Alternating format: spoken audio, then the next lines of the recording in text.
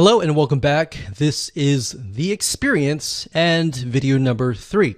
So what we're going to do, like we talked about earlier, is we are going to prep your course outline.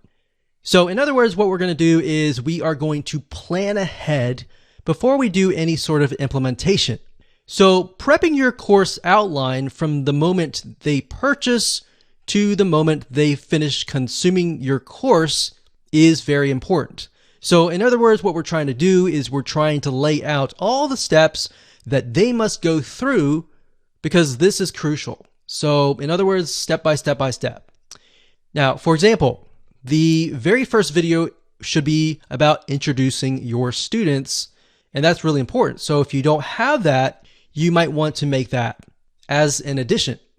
So you might want to say, thank you for your purchase. Here's a quick overview of all the videos that are laid out and show it in action.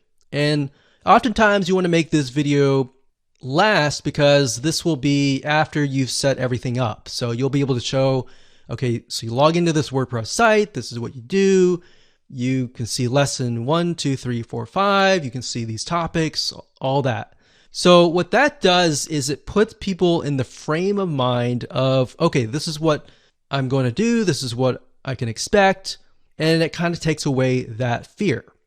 So you need to give people an idea of what to expect because a lot of times they have anxiety or fear of what's ahead. And that anxiety or fear, a lot of times is what prevents them from moving forward. So what you're doing here is you're helping them move forward. Next, you want to make sure that these steps from there make it easy for your students to consume your content. So like I previously mentioned, maybe you have the welcome video, and then after that, you have maybe a checklist that they can download, and whatever else will make it easier. So in other words, you don't have to necessarily make more videos besides the first introduction video, but you want to lay it out so that you can see, okay, so should I put all of these videos, step 1, step 2, step 3, all different steps, or should I do video 1 and maybe the introduction and the video 1 and then a checklist and maybe a Word document of some sort in between the videos so that I don't overwhelm people and all of that. And we'll talk about drip feeding and how to prevent people from being overwhelmed. So in other words, what I'm talking about here is basically adding buffer pages or pages in between each video if they need more clarification. Now, the only way to know how to do all of this is to map it out. All right. So let's head on over to a mind mapping software and do this now. Okay, so I want to say that it doesn't matter what you use to map your plan or outline out. What I'm using here is a software. It's an online web application called Lucid Chart. That's lucidchart.com. Now, if you're not a visual person and you would prefer to use something like Notepad or a piece of paper, whatever it is, it doesn't matter. At the end of the day, it's just a matter of mapping it out so that you are able to see step 1, step 2, step 3, and all the steps ahead so that you can take this blueprint and implement it later down the road. So we got this here. This is the online course.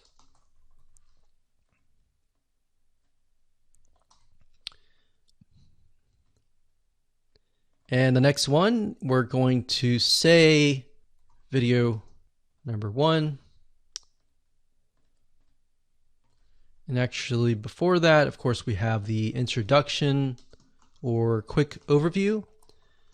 A lot of times, like I said, I like to complete this video after everything has been set up. So as you can imagine, if your site has been set up and laid out, and then you make this video, what this enables you to do is show people everything in action. So whatever they see on your screen is likely what they are seeing on their screen as well.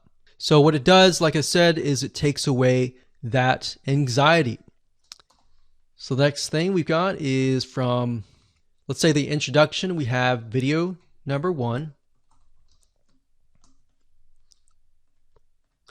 And of course, typically, if you have your course in hand, you're automatically going to have, video 1, video 2,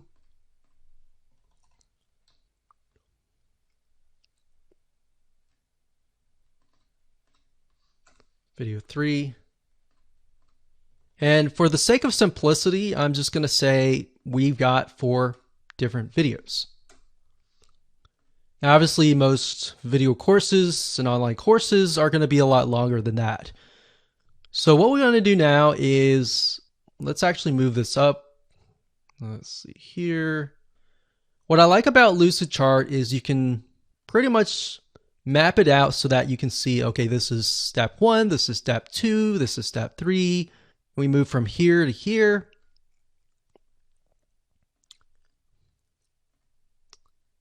And let's see here to here, and here to here. Like that. All right. So this is our whole course. And what I want to do now is get a better view of how can I make this more engaging? Perhaps what are areas that people are confused about?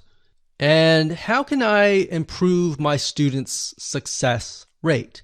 So obviously, if you have your online course, you're very passionate about your course and you're very passionate about helping your students. So once you have that, you can figure out, okay,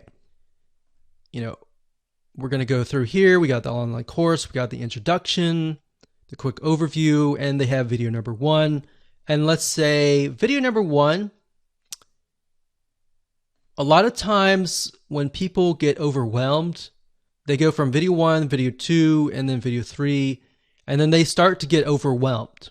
So in order to do this, what we want to do is we want to break things up.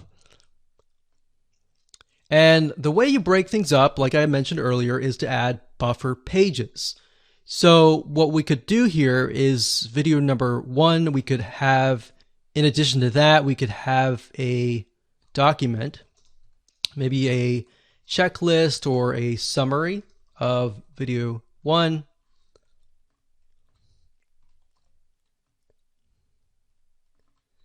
And maybe after that, you can create some homework.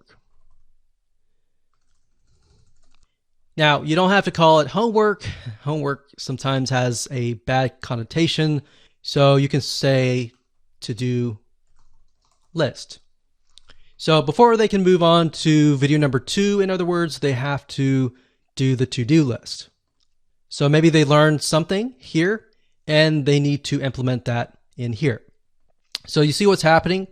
The majority of courses have it where it's like watch video 1, watch video 2, watch video 3, and then they get overwhelmed and they quit. So what you're trying to do here is you're trying to break things down so that it's not as overwhelming. All right, so once they've finished the to-do list, then they can move on to video number 2. So in that case, we delete that arrow. So it goes from here to here. And then next we have video number 2 to 3. Now, during tests, we found that a lot of times when you have some sort of document like a checklist or a summary of that video, it helps. It helps a lot. So let's see here. Let's move this up here like this.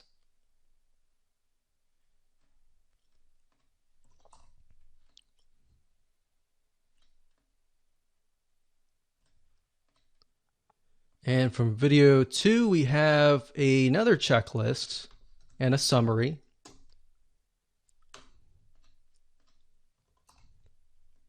And maybe a to-do list. So as you can see, the to-do list basically tells people, okay, this is what you need to do next. So you need to do this next before you get to the next video. So we do that. Now, we want to mix things up. You don't want it to stay too consistent. So maybe after video number 3, we can offer something like, we'll do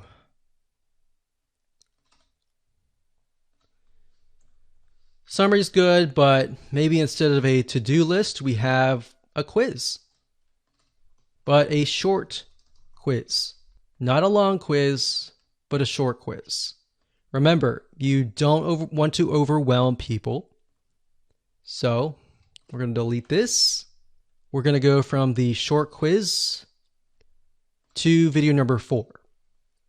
Now, you could set it up so that in order for them to move to video 4, they have to get the questions right. But from our findings, what we found is a lot of times that can become frustrating, especially if they answer it wrong. So what that does is it makes things negative, and we don't want to create a negative environment. You want to keep things positive and keep them excited. So let's move from a short quiz to video number 4. So same thing here. We can do this here, and we'll do video 4. And that here. Now, what's nice about WordPress, the plugins that we're going to be using, is that you can also add things like certificates. So in other words, when they finish the course, they get a certificate with their name on it. Now, you can do that with the plugin that we recommend, which we'll talk about in just a minute.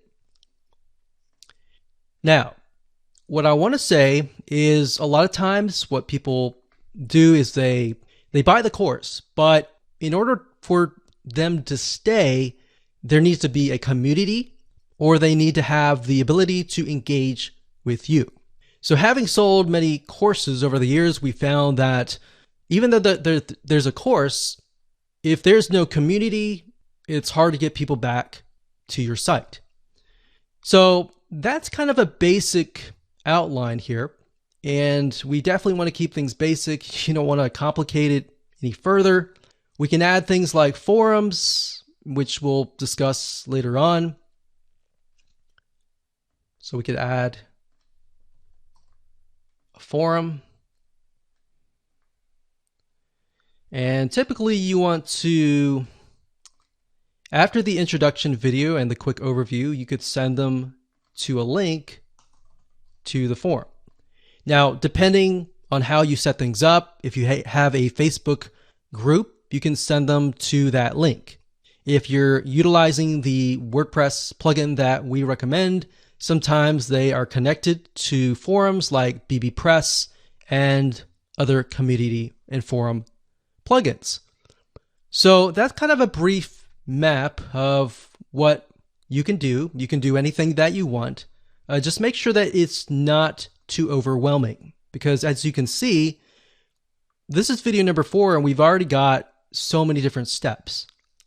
We want to make it fun. We want to make it short and quick, but we don't want to have too many steps. So one thing you could do is you could just have maybe a to-do list and a summary and a to-do list all bundled up into one.